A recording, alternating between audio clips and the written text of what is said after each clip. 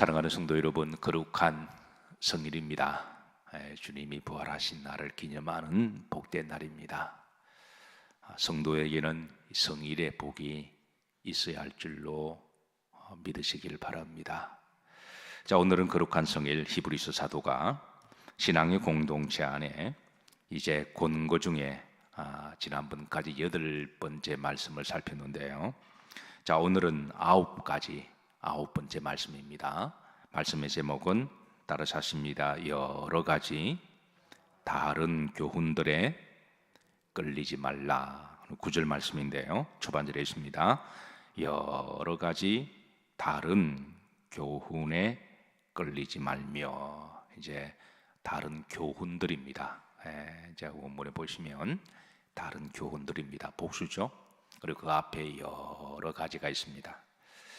여러 가지 다른 교훈들에 뭐 하지 말라? 끌리지 말라. 그러니까 혹하는 그런 세상의 다른 교훈들이 참으로 많습니다.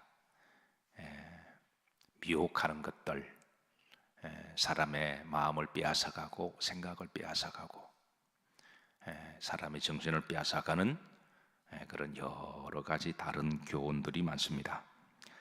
초대교회 당시에는 여러 가지 다른 교훈들이 많이 있었는데, 그 중에 가장 교회 안에 엄밀하게 몰래 들어와서 성도들을 가르치고 미혹하는, 마음을 빼앗는 교훈들 중에 이제 영지주의라고 하는 그런 큰 다른 교훈들이 있었습니다.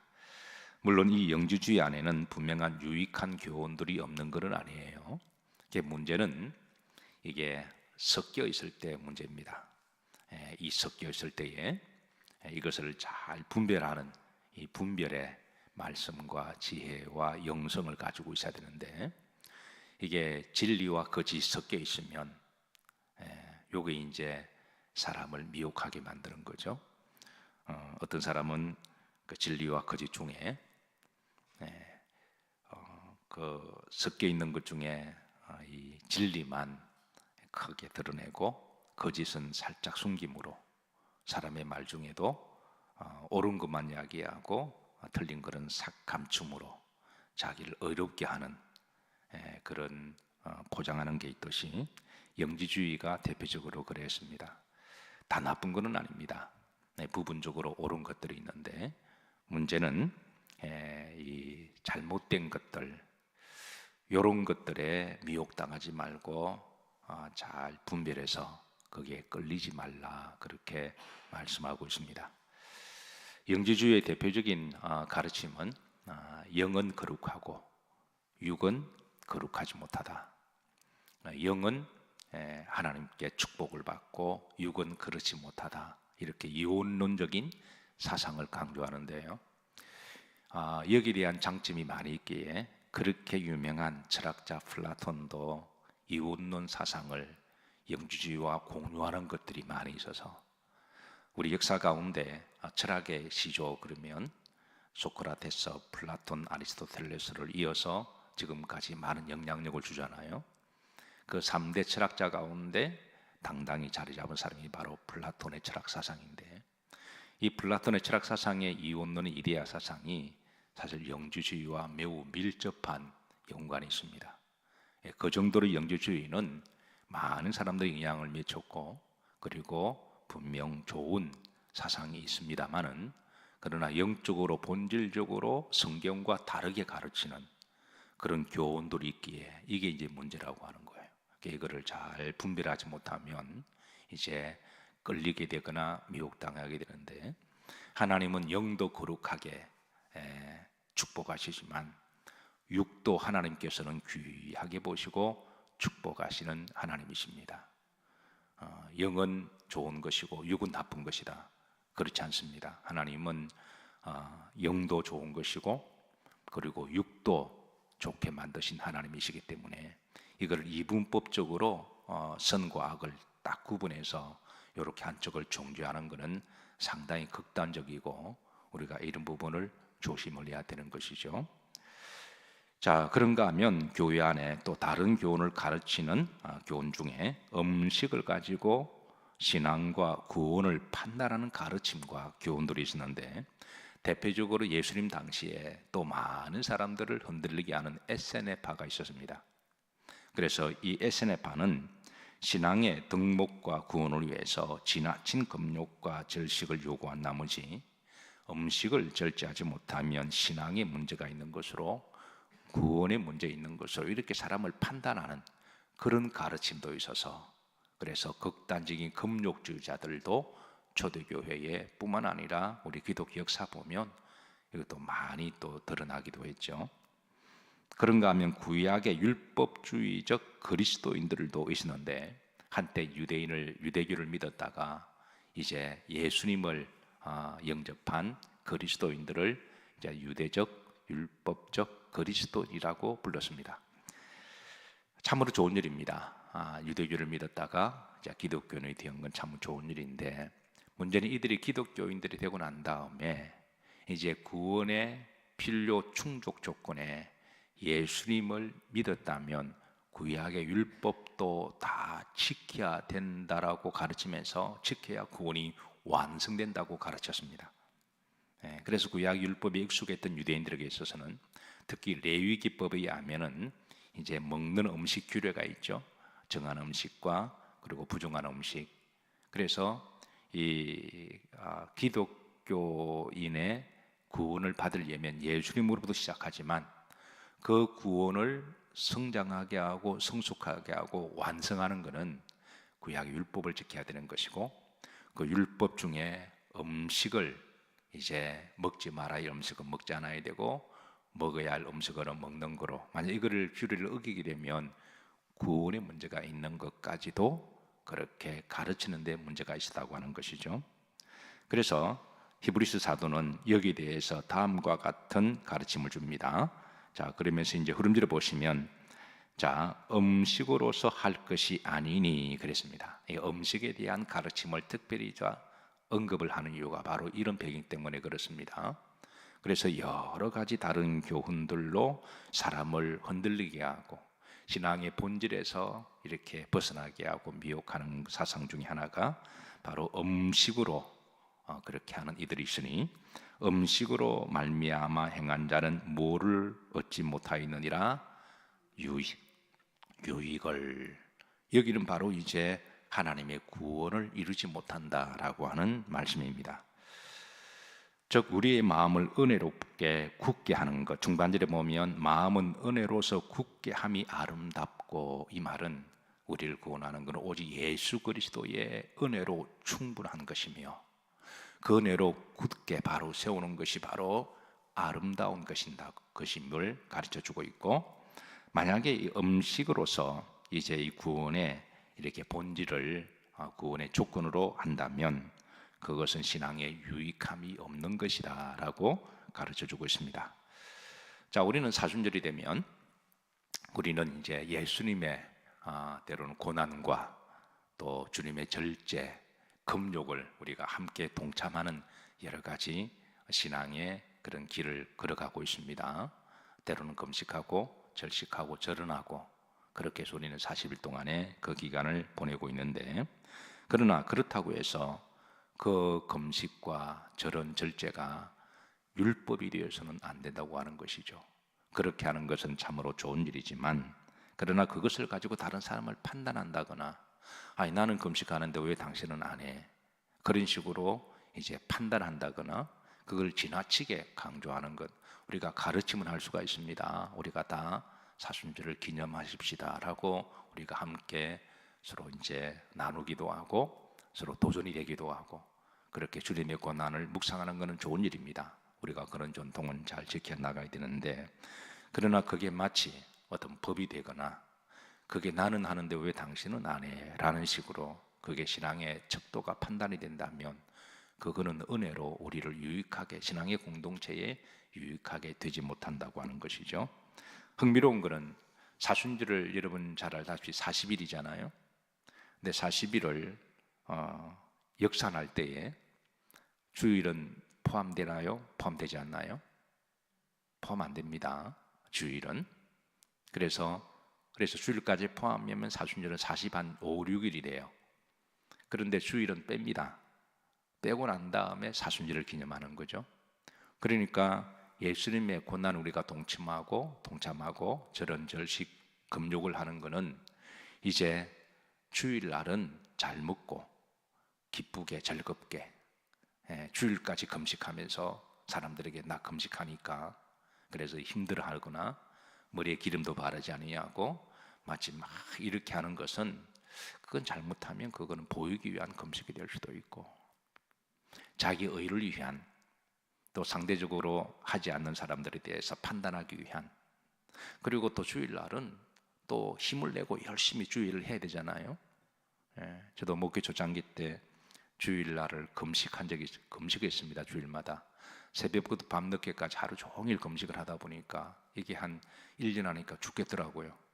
그래서 깊이 이제 다시 성경을 보고 기도하다 보니까 주일날은 잘 먹고 힘내고 열심히 복음 전하고 성도들과 교제하고 행복하게 이런 원리를 제가 깨닫고 이제 주일날은 제가 가급적 이제 잘 먹으려고 애를 씁니다. 물론 긴장해서 제가 잘 먹지 못하기도 하지만 주일날은 그러나 사순절의 원래 정신은 주일날은 잘 먹고 그리고 건강하게 그리고 힘을 내서 오직 하나님 영광을 위하여 그래서 생기 있게 활발하게 하기 위해서 우리 기독교 전통에서 이제 사순절에 역산을 계산할 때 주일날은 빼고 그렇게 이제 주의 사순절을 기념하게 하는 것이죠. 어쨌든 분명한 것은 매 시대마다 중요한 것은 매 시대마다 다른 교훈들이 등장합니다. 새로운 사조들, 이념들, 주의들이 등장해서 그래서 이제 많은 사람들을 이제 미혹하게 하는데 물론 이런 이념들, 사상들, 철학들 중에는 참으로 귀한 깨달음과 교훈을 시대를 반영하는 그런 논조들은 많이 있습니다. 그건 좋은 일입니다. 사상들 중에 좋은 사람들이 유익한 또 지성에 영향을 주고 또 우리의 해안을 넓게 만드는 그런 책들이 있으면 우리가 많이 보고 연구도 해야 되겠죠. 그러나 이게 이제 본질적으로 성경을 부인하거나 하나님을 부인하는 것, 하나님을 떠나게 하고 내 믿음과 이런 영성을 흔들리게 하는 그런 다른 교훈들은 이거는 영적인 본질적으로 다른 문제라는 거예요. 그리고 우리가 이런 부분들을 우리가 잘 분별해낼 줄 알아야 됩니다. 다시 한번 13장 9절 보면 여러 가지 다른 교훈들에 뭐하지 말라, 끌리지 마라. 이게 여러 가지 다른 교훈은 본질적으로 다른 교훈을 이야기합니다. 우리 기독교가 함께 공유하는 건강한 사상들을 주장하는 다른 교훈들에 대해서 결코 부인하지 않습니다. 함께 공유하는 건강한 다른 사상들, 인생을 살아가는 데 도움이 될 만한 그런 좋은 교훈들은 함께 공유하며 함께 손을 잡고 걸어가는 기독교입니다. 그러나 본질적으로 다른 교훈들, 진리와 거짓을 살짝 섞어 놓아서 세상 사람들이 이제 그게 진리라고 믿고 그게 올바른 교훈이라고 여기며 분별하지 못하고 거기에 끌려가는 사람들이 의외로 많이 있다고 하는 것이죠. 그래서 사도 바울은 갈라디아서 1장 9절에 보면 만약에 우리가 이 복음의 본질을 부인하고 다른 교훈을 가르치게 되면 다른 복음을 전하는 자는 뭐가 있을지어다? 저주가 있을지어다 라고 분명하게 말씀을 전합니다. 다른 복음을 전하면, 다른 교훈들을 전하면 이제 문제는 여기 있습니다. 우리 그리스도인들이 뭐가 본질인지 뭐가 비본질인지 세상에 전하는 많은 철학과 사상들 중에 어떤 부분이 일반적으로 공유된 건강한 사상인지 그러나 건강한 사상을 강조하면서도 살짝 기독교를 부인하고 하나님을 부인하고 믿음을 떠나게 하는 그런 것들은 교훈들을 분별하는 데 중요하다고 하는 것이죠. 의외로 많은 사람들이 교회를 다닌다고 하면서 여기 미혹된 사람들이 적지 않아 있습니다. 그래서 사도행전 4장 12절 보면 다른 이로서는 다른 사상, 다른 사람으로 뭐를 얻을 수가 없나니 그러니까 구원에 관한 구원과 반하는 다른 사상 다른 사람이 있다면 그것은 구원받을 만한 다른 이름과 사상을 준 일이 없기 때문에 여기를 우리가 잘 분별하는 믿음과 말씀과 지성이 있어야 되는 것이죠. 왜냐하면 우리 기독교의 사명은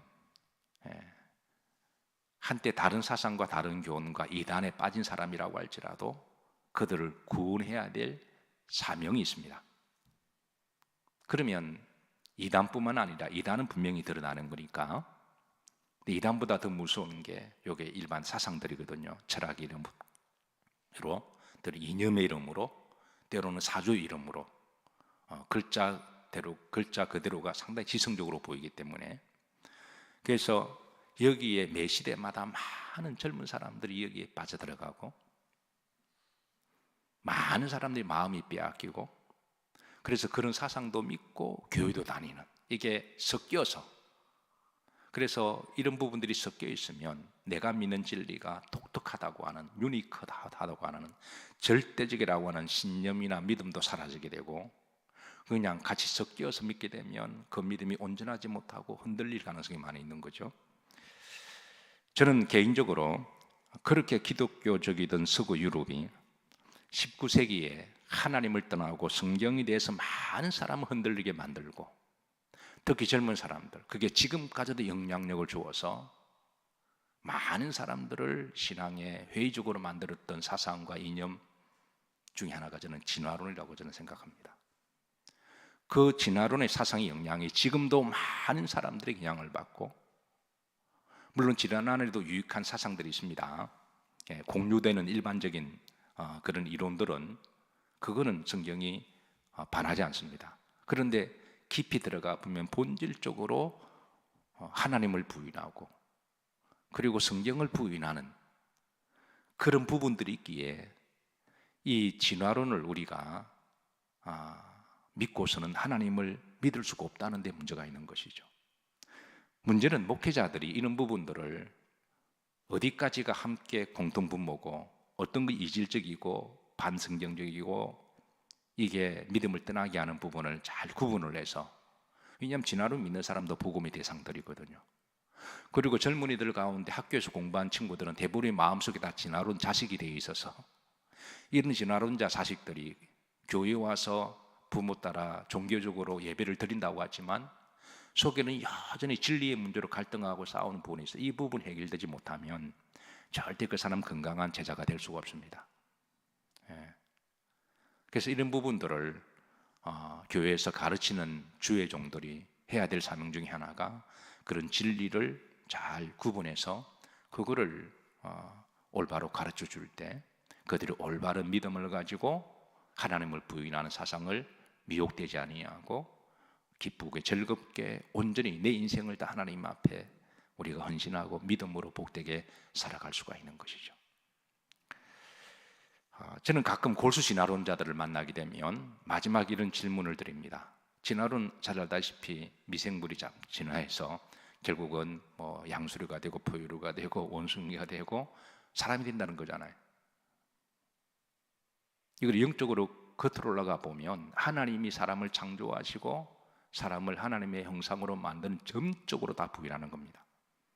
좀 더 심하게 말하면 사람의 조상은 하나님이 아니라 원숭이라고 이야기하는, 마태복음 보면 하나님이 이제 아담이 이렇게 쭉쭉 내려오면서 그 다음에 예수 그리스도 사람이 나오잖아요. 여기로 올라가면 사람이 원숭이가 되는 거예요. 성경을 부인하고요.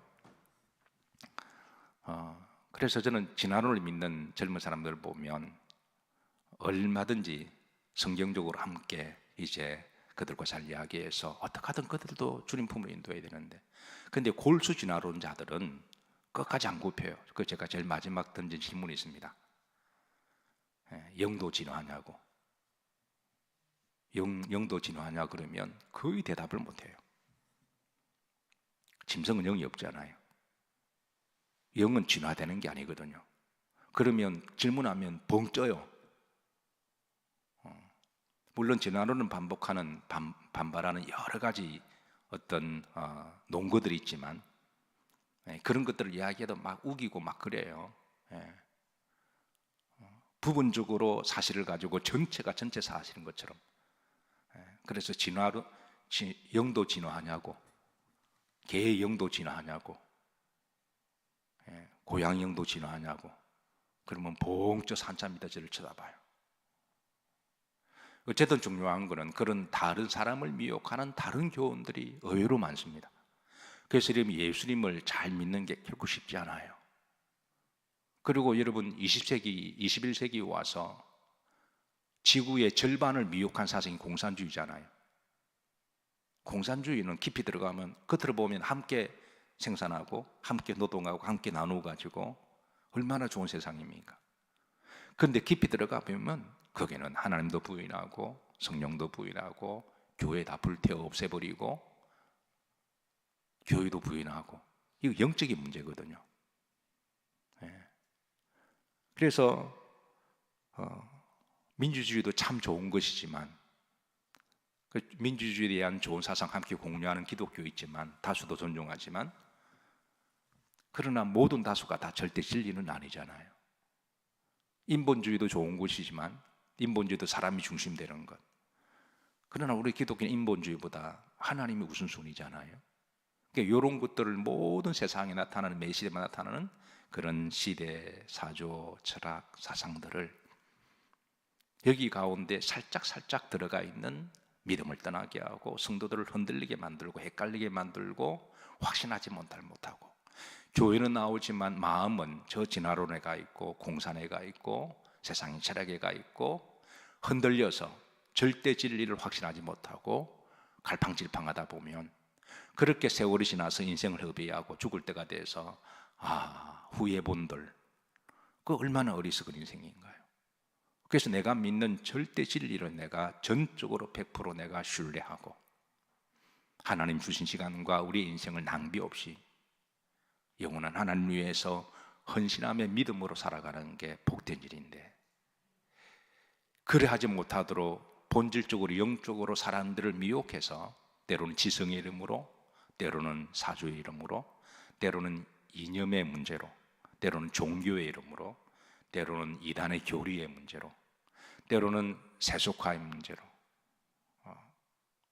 그 사람을 미혹하고 끌리게 만들어서 그렇게 해서 정신을 혹 빼놓고 하나님께 아니라 세상에 혹 빼놓고 만들어서, 어떤 사람은 세상의 성공주의라고 하는 게 자기 우상이 되고, 어떤 사람은 물질이 또 우상이 되고, 어떤 사람은 사람이, 자식이 우상이 되고, 그게 사람을 미혹하게 만드는 것들이 여러 다른 교훈들이 너무너무 많다는 데 문제가 있다는 데 있습니다.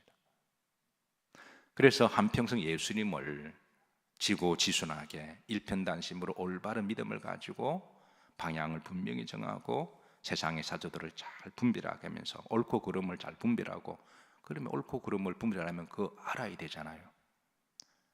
알아야 우리가 분별도 하고 알아야 흔들리는 젊은 사람들에게 가르쳐주고, 그래야 그들도 복음의 대상이니까. 무조건 덮어놓고 믿으라고 말한다고 해서 젊은 애들이 덮어놓고 믿을 애들도 아니고, 충분히 고민하고 서로 연구해서, 그래서 말씀을 통해서 우리가 분명한 답을 찾고, 그래서 올바로 올곧게 믿는다고 하는 게 결코 쉬운 일이 아닙니다. 그래서 매 시대마다 여러 다른 교훈들로 말미암아 우리를 끌리게 하는 것들, 우리를 정신을 혹 빼놓게 하는 것들을, 그런 데서 미혹당하지 말 것을 히브리서 사도가 시대를 초월해서 공간을 초월해서 우리 영적인 레슨을 주고 있는 바, 사랑하는 성도 여러분, 한 시대에 우리가 절대 진리 하나님의 말씀을 제대로 알고 믿는다고 하는 게 복인 줄로 믿으시기를 바라고, 이 복음을 여러분 잘 간수하시고, 그리고 주변에 여러분의 자녀들이나 또 젊은 사람들이나 또 이렇게 잘못된 다른 교훈들에 콕 이끌려서 그렇게 그 영혼이 빼앗기지 않도록 기도해 주시고, 또 그들과 잘 상담하셔서 그들을 잘 주의 품으로 인도하는 것도 성도의 할 일임을 믿으시길 바라며, 오늘 특별히 거룩한 성일 오직 예수 그리스도의 복음의 믿음으로 성령으로 충만하시고 또 주신 사명 잘 감당하시고 행복한 성일 되시기를 주의 이름으로 축복합니다.